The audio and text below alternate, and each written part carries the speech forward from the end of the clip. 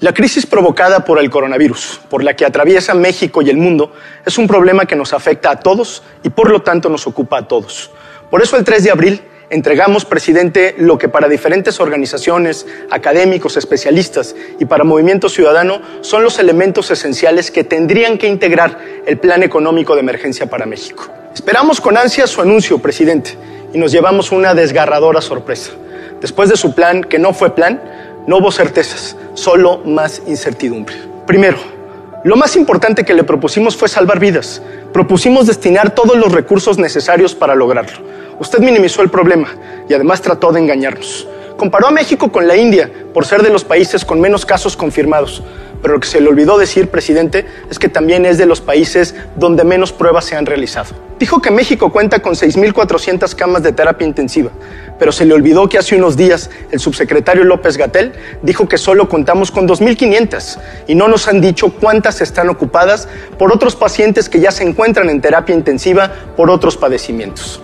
Presidente, usted ha proclamado que la prioridad por encima de todo son los pobres de México. Al no tener un plan para contener los niveles de contagio masivo, los primeros y los que más van a morir son los pobres de nuestro país porque son los más vulnerables. Se le olvidó responder a las y los profesionales de la salud, los grandes héroes de esta batalla y los grandes olvidados de esta crisis por su gobierno, que hoy están justamente en el frente de batalla de esta gran emergencia, que ya han dado su vida para salvarla de otros y que no cuentan con los insumos necesarios ni para atender adecuadamente a más enfermos, ni para protegerse ellos mismos de ser contagiados. Segundo, le dijimos que habría que hacer un gran esfuerzo para que nadie perdiera su empleo y para ello hay que preservar la planta productiva.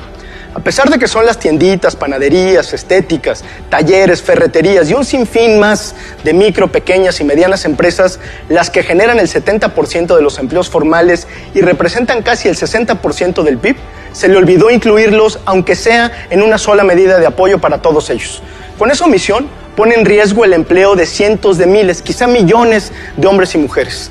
En Inglaterra fue anunciado un estímulo fiscal de 38,000 millones de dólares para respaldar a la economía. La Unión Europea anunció un fondo de 100,000 millones de euros para rescatar a los países más afectados por la pandemia, como Italia y España. Otra decena de naciones como Argentina, Bulgaria, Canadá y España han decretado el financiamiento total o parcial del pago de salarios a trabajadores de empresas afectadas y la activación, reforzamiento o facilitación de seguros de desempleo. El débil es siempre el más vulnerable y eso aplica también en la economía.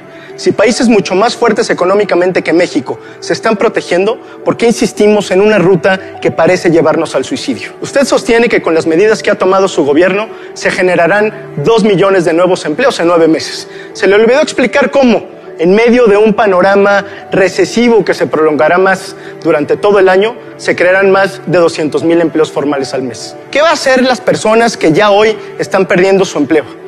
¿A qué programa social de entre todo el repertorio con el que se cuenta podría acceder una persona profesionista de entre 25 y 50 años que sea despedido de su puesto de trabajo durante esta crisis? ¿Cómo podría suceder con cientos de miles? La realidad lo dice claro. Su plan se olvidó de ellas, de ellos y de sus familias. Tercero, presidente, primero los pobres. Propusimos tomar medidas extraordinarias para sostener los ingresos y empleos de los más pobres del país. Pero la única medida que anunció es adelantar el pago de 4 meses de algunos programas sociales ya existentes, como las pensiones a adultos mayores. Adelantar, presidente, no es una medida extraordinaria, no significa un apoyo emergente, sino algo que resentirán los adultos mayores después de esos 4 meses.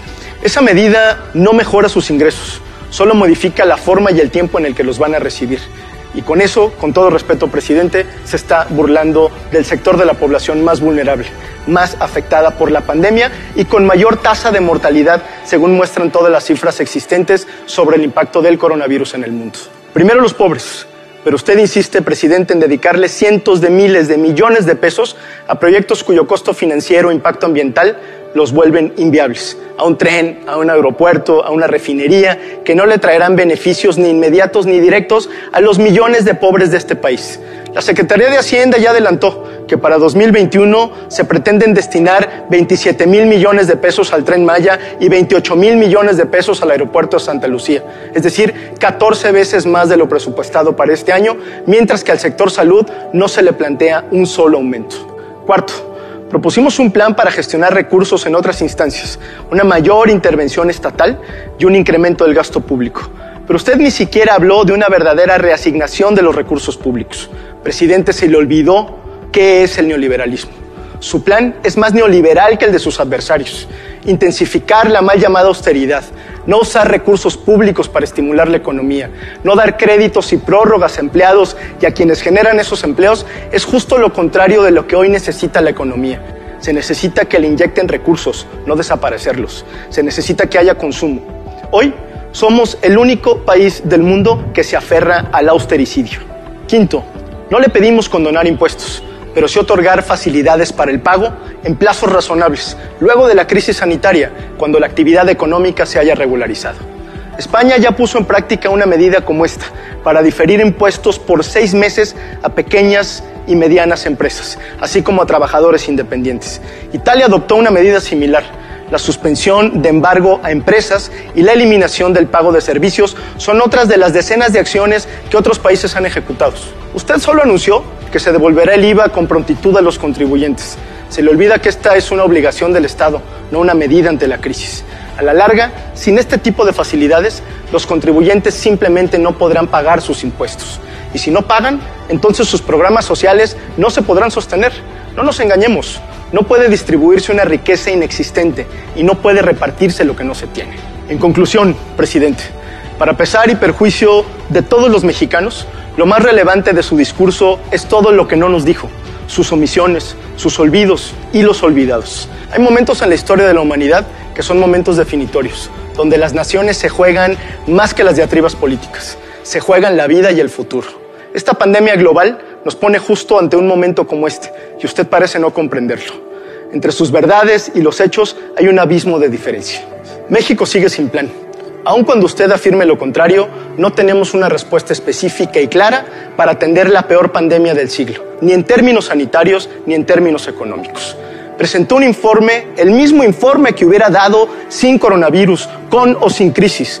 O díganos, ¿qué de lo que tenía planeado dejará de hacer para atender la contingencia? Usted faltó a la verdad. Presentó cifras que no se sostienen, o peor aún, que esconden la verdad en un concierto de datos que el pueblo mexicano ni siquiera tiene cómo juzgar. Los números aislados, sin perspectiva, sin dimensión real de lo que se necesita en una crisis como esta, no son más que estadísticas frías, con el peligroso poder de volver estéril la realidad.